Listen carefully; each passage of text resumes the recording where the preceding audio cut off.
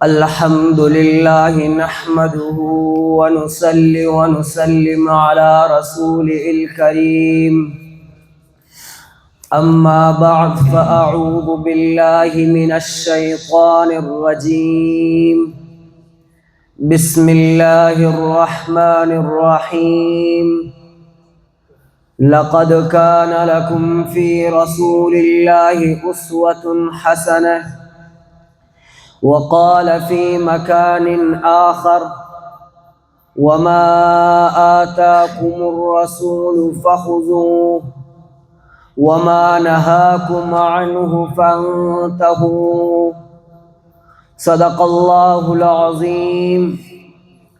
وقال النبي صلى الله عليه وسلم ما أنا عليه وأصحابي أو كما قال عليه السلام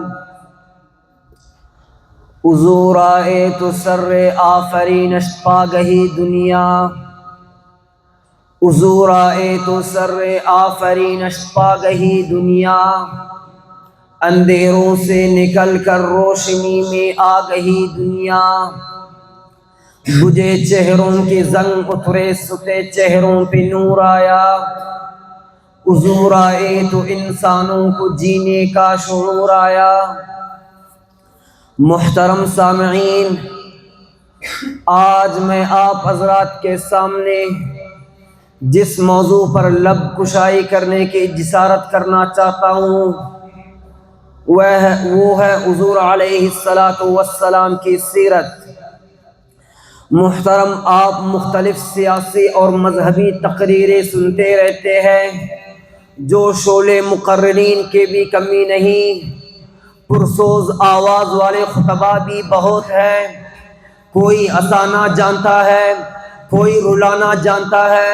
کوئی تڑپانا جانتا ہے، کوئی بڑکانا جانتا ہے، لیکن آج میں آپ حضرات کے سامنے جس عظیم انسان کی سیرت پر گفتگو کرنا چاہتا ہوں، اس عظیم انسان کی راتیں ایسے تھیں کہ رات کا بڑا حصہ اللہ کے ساتھ مناجات میں اور قرآن کی تلاوت میں گزرتا تھا۔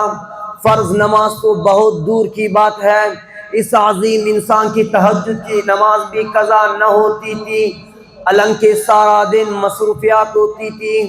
پوچھنے والے پوچھتے ہیں تیرے آقا کی مصروفیات کیا تھی؟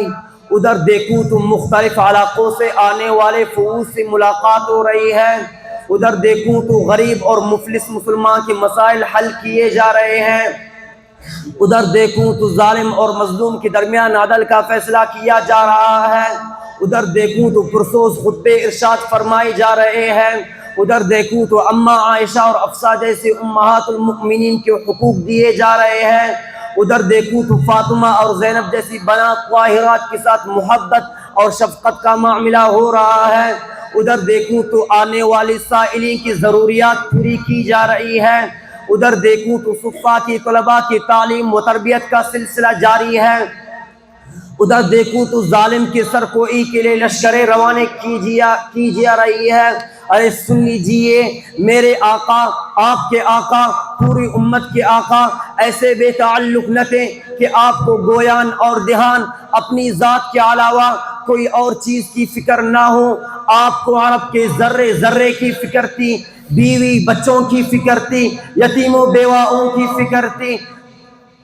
بھٹکی ہوئی انسان کو رائے راست پہ لگانے کی فکر تھی، عرب کی فکر تھی، عجم کی فکر تھی، ہند کی فکر تھی، چین کی فکر تھی۔ ارے کیوں فکر نہ ہوتی؟ میرے آقا تو پوری امت کے لیے، میرے آقا پوری کائنات کے لیے، میرے آقا پوری جہانوں کے لیے رحمت للعالمین بن کر آئے تھے، لیکن ان مصروفیات کے باوجود میرے آقا کی تہجد کی نماز قضا نہ ہوتی تھی، اور نماز بھی ایسے ادا فرماتے کہ بعض اوقات رات بھر کھڑے رہ جاتے، کھڑے کھڑے میں پائے مبارک میں ورم آ جاتا۔ اما عائشہ رضی اللہ عنہا عرض کرتی ہے اللہ نے تو آپ کو معاف کر دیا ہے، پھر آپ کیوں اس قدر تکلیف اٹھاتے؟ آپ فرماتے افلا اکون عبدا شکورا، کیا میں اللہ کا شکر گزار نہ بنوں؟ گویا بتا دیا کہ اللہ کی محبت صرف خوف اور خشیت کی وجہ سے نہیں بلکہ محبت کی وجہ سے بھی کی جاتی ہے۔ میں راتوں کو صرف خوف الہی کی وجہ سے کھڑا نہیں رہتا بلکہ محبت الہی مجھے مجبور کرتی ہے کہ میں اس مالک کا شکر ادا کروں جس نے میرے سر پہ ختم نبوت کا تاج رکھا ہے، جس نے مجھے رحمت للعالمین بنایا ہے، جس نے مجھ سے مقام محمود کا وعدہ کیا ہے، جس نے مجھے لیغفر لک ما تقدم من ذنبک وما تأخر کی بشارت سنائی ہے، جس نے میرے صحابہ کو رضی اللہ عنہم ورضوا عنہ کی سند دی ہے۔ ارے دیکھ لیجئے میرے آقا کی راتوں کی نماز تو دیکھنے والی ہوتی تھی، رکوع میں اتنے دیر جھک جاتے، دیکھنے والے کہتے شاید سجدہ کرنا بھول گیا، سجدہ تو سجدہ ہوتا تھا، سر اٹھانا بھول جاتے، سجدے میں روتے اور دعا مانگتے۔ اما عائشہ رضی اللہ عنہا عرض کرتی ہے کہ رونے کی وجہ سے حضور کی سینے سے ایسے آوازیں نکلتی جیسے ابلتی ہوئی آنڈی سے آواز نکلتی ہے۔